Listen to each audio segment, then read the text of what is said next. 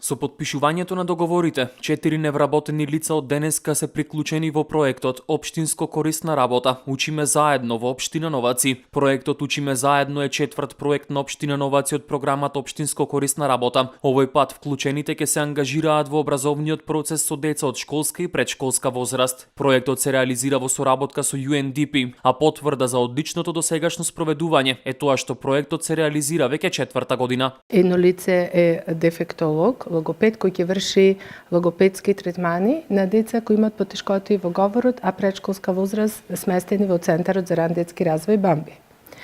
Едно лице е образовен асистент, ќе работи со дете со посебни потреби. За прв пат кај нас се обрнува внимание на децата со посебни потреби. Тоа лице ќе работи постојано, секојдневно со детето со посебни потреби, помош во следењето на наставниот материјал, изработка на домашни задачи и постигнување на целите во индивидуалниот образовен програм, наменет на детето со посебни потреби.